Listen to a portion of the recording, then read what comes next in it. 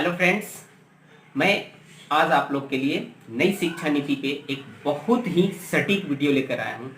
इसमें नई शिक्षा नीति को लेकर के हर एक दोस्तों को या अभिभावक को या बच्चों को लेकर के कंफ्यूजन था। बहुत सारे बच्चे प्रश्न पूछ रहे हैं कि सर ये कैसे होगा, वो कैसे होगा। देखिए, सारे प्रश्न मैं यहाँ पे लिखा हूँ और सारे प्रश्न में से कुछ प्रश्न को सिलेक्ट किया हूँ जो कि बहुत ही जरूरी प्रश्न है और ये कंफ्यूजन सबके पास होगा। नंबर 1 क्वेश्चन मैं आपको बता रहा हूँ। बच्चे पूछ रहे हैं कि नई शिक्षा नीति ये है क्या और ये कब से लागू होगी। दूसरी बात, ये 5+3+3+4 है क्या। तीसरी बात, क्या बोर्ड की परीक्षाएं होंगी या नहीं। उसके बाद सबसे बड़ी बात, तो जो अभिभावक हैं उनके जो छोटे छोटे बच्चे जो अभी नर्सरी में पढ़ रहे हैं वो बोल रहे हैं हमको कि हम क्या करें। अरे भाई, आपको कुछ नहीं करना है, आपको भी मैं बता रहा हूँ। उच्च शिक्षा नीति जो हायर एजुकेशन हो रहा है वो लोग भी कंफ्यूज है कि वो कैसे क्या करेंगे नहीं करेंगे।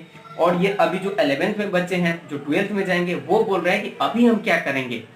तो मैं सब चीज का विश्लेषण 10 मिनट में कर दूंगा। आप लगातार मेरे वीडियो को 10 मिनट तक देखते रहिए। सब चीज का विश्लेषण कितने मिनट में? मात्र 10 मिनट में कर दूंगा। 1986 में बनी थी और 34 साल बाद नई शिक्षा नीति को अभी भारत सरकार द्वारा बदली गई है। उसमें कुछ नीति को बदल करके लागू किया गया है। इसके लिए मैं भारत सरकार को बहुत बहुत धन्यवाद देता हूं, क्योंकि हर एक चीज में सबसे जरूरी काम ये था भारत की शिक्षा नीति को बदलना। ठीक है, तो सारे चीज का एक्सप्लेन मैं तुरंत से तुरंत कर दूंगा। सबसे बड़ी बात ये है कि ये चीज आप नोट कर लीजिए कि जो पहले एचआरडी मिनिस्ट्री था अब उसको चेंज करके एमओई जैसे मिनिस्ट्री ऑफ एजुकेशन कर दिया। जैसे कि ह्यूमन रिसोर्स डेवलपमेंट मिनिस्टर बोला जाता था, अब उसको मिनिस्ट्री ऑफ एजुकेशन मतलब कि शिक्षा मंत्री बोला जाएगा। ठीक है। दूसरी बात, जो 10+2 थी उसको 5+3+3+4 कर दिया गया है। शिक्षा पे जो बजट था 4.43% उसको 6% कर दिया गया। ये भी बहुत अच्छी बात है। जो 3 से 4 साल की डिग्री थी जो एमफिल कराया जाता था अब उसकी भी कोई जरूरत नहीं है। इसके बारे में भी एक्सप्लेन करूंगा बहुत अच्छे से। 6ठी कक्षा से ही प्रोफेशनल कोर्स कराई। उसके बाद सबसे बड़ी बात है कि 10वीं और 12वीं की बोर्ड होगी कि नहीं, इसको लेकर के बच्चों के पास बहुत समस्या है। 10वीं और 12वीं की बोर्ड होगी, कैसे होगी, क्या होगी, ये भी मैं बता दूंगा आपको। ठीक है। 5वीं तक मातृभाषा में पढ़ाई करना है, इसको भी लेकर के बच्चे कंफ्यूज है। मातृभाषा में पढ़ाई होगी बाबू, लेकिन इंग्लिश की ऐसे नहीं कि इंग्लिश पढ़ाई छोड़ देना, इंग्लिश की भी पढ़ाई होनी चाहिए, मातृभाषा भी। ठीक है। उच्च शिक्षण संस्थान, ऐसे बड़े बड़े जो शिक्षण संस्थान है उसको क्या किया जाएगा, विश्वविद्यालय जो है वो सबको अनुमति दे दिया गया कि आप इंडिया में आइए, इंडिया में आकर के आप स्कूल खोलिए। ऑनलाइन एजुकेशन पे सबसे ज्यादा जोर सरकार दे रहे हैं। आज के दौर में जो लोग ऑनलाइन एजुकेशन से कट रहे हैं ना और भाग रहे हैं कि ऑनलाइन एजुकेशन में बच्चों को नहीं कराऊंगा, उनको ये जरूरी समझना पड़ेगा कि ऑनलाइन एजुकेशन बहुत ही जरूरी है और ये सस्ता भी है। ठीक है, तो एक एक करके मैं आपको एक्सप्लेन करता हूं। नई शिक्षा नीति अभी से लागू नहीं होगी। सरकार ऐसा मनसा बनाया है कि इसको 22 या 23 सेशन से, अभी जो 20-21 सेशन चल रहा है पिछले शिक्षा नीति पे चलेगा, या जो भी 21-22 सेशन चलेगा वो भी पिछली ही शिक्षा नीति पे चलेगा। लेकिन जो अगला नेशनल एजुकेशन पॉलिसी होगी, नई शिक्षा पॉलिसी, वो 22 से 23 सेशन से लागू होगा। और ये भी सरकार इस पे मनसा बने, अभी कंफर्म नहीं की है। अभी इसमें बहुत सारे बदलाव आएंगे, बहुत सारे अपडेट आएंगे, आपको A to Z नॉलेज मिलते जाएगा, आप देखते जाइएगा। सिर्फ मेरे चैनल को आप सब्सक्राइब कर दीजिए, A to Z नॉलेज आपको मैं देते जाऊंगा। ठीक है। और पूर्ण रूप से इसको लागू करने में सरकार 2040 तक का अनुमान रखा है, मतलब कि 10 से 20 साल इसमें लगेगा पूर्ण रूप से भारत में लागू होने। चलिए, अब दूसरी बात, सबसे बड़ी समस्या बच्चों के पास ये है कि 5+3+3+4 का मतलब क्या होता है। तो 5+3+3+4 का मतलब समझाते हैं, बहुत ही बारीकी से समझिएगा। जैसे प्राइवेट स्कूल पहले 3 साल नर्सरी, LKG और UKG पढ़ाता है, उसके बाद स्टैंडर्ड 1 और स्टैंडर्ड 2 में ले जाता है, वैसे ही ये शिक्षा नीति में भी होगी। प्राइवेट स्कूल 3 साल के बच्चे को ही ले लेता था, लेकिन सरकारी स्कूल 6 साल के बच्चे को लेता था। तो इसी को चेंज कर दिएगा, सरकारी स्कूल में भी अब 3 साल के बच्चों को लिया जाएगा। अब कहाँ लिया जाएगा? प्राथमिक स्कूल में नहीं। सरकार का एक स्कीम है आंगनबाड़ी, तो आंगनबाड़ी में 3 साल के बच्चे जाएंगे, वहां एडमिशन लेंगे और 3 साल तक वहीं पे पढ़ेंगे। ठीक है, नर्सरी, LKG, UKG का कोर्स उनको आंगनबाड़ी में करना है। उसके बाद क्लास 1 और क्लास 2 प्राथमिक विद्यालय से उनकी शुरू हो जाएगी। तो ये 5 साल कंप्लीट हो गया, उसके बाद 3 साल बचा। ठीक है, तो दूसरी क्लास के बाद तीसरी, चौथी और 5वीं, तो 5+3 हो गया।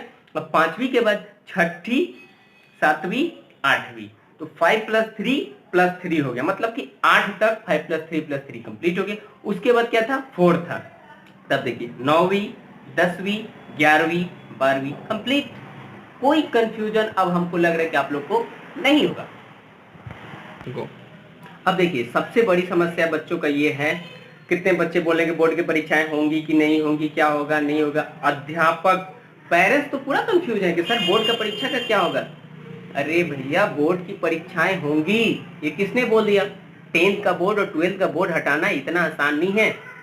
10th की बोर्ड की भी परीक्षा होगी, 12th की बोर्ड की भी परीक्षा होगी, इसको थोड़ा आसान कर दिया गया है। आसान इसलिए किया गया है क्योंकि बहुत सारे ऐसे स्टूडेंट हैं जिनका रिजल्ट नहीं आता था तो सुसाइड कर लेते थे, कुछ भी कर लेते थे, ठीक है। इस एग्जाम को थोड़ा आसान कर दिया गया। 50 वस्तुनिष्ठ प्रश्न दिया जाएगा, 50 व्याख्यात्मक प्रश्न दिया जाएगा, ठीक है, ताकि बच्चे आसानी से एग्जाम को पास कर लें।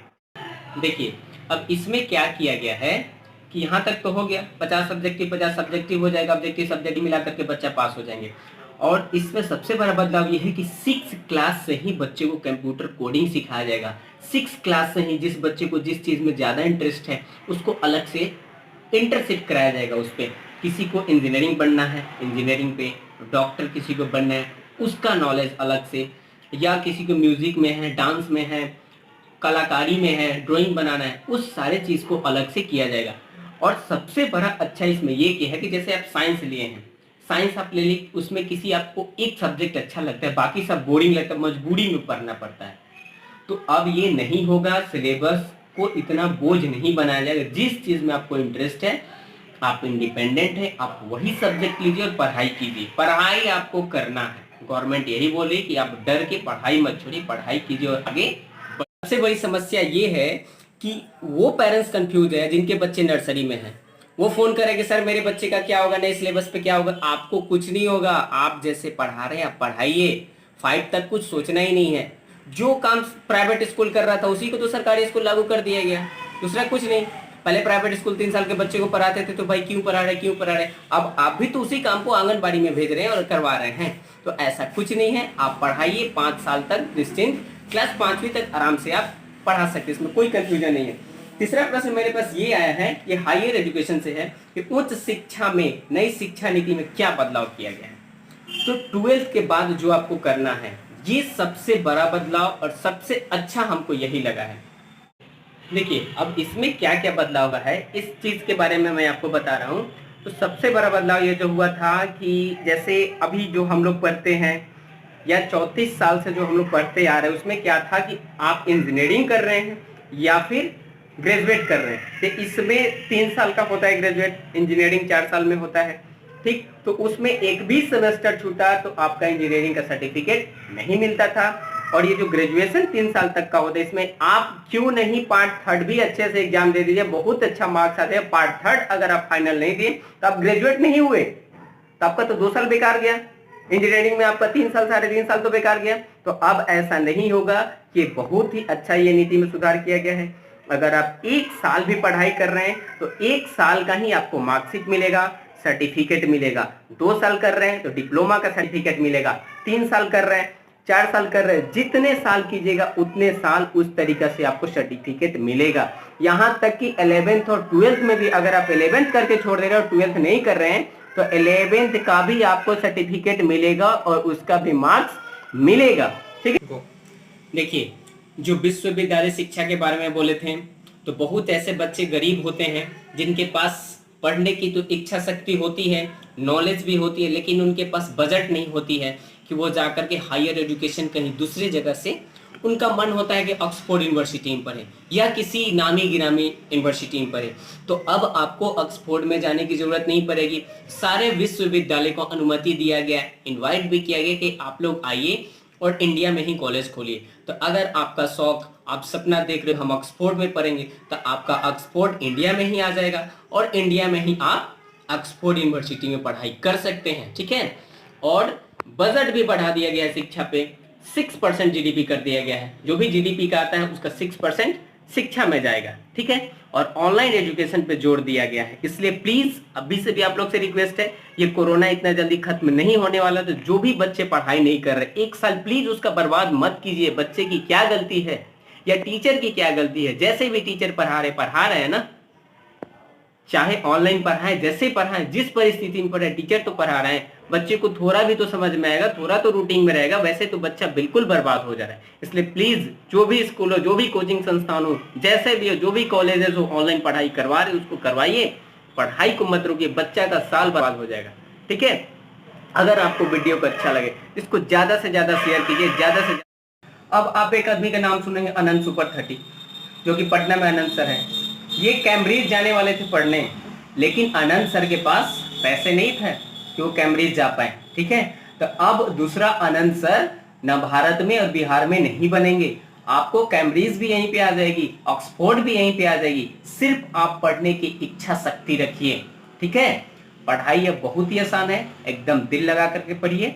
और वीडियो अच्छा लगे तो ज्यादा से ज्यादा हर एक अभिभावक तक, हर एक बच्चों तक इस वीडियो को पहुंचाइए। बहुत बहुत धन्यवाद।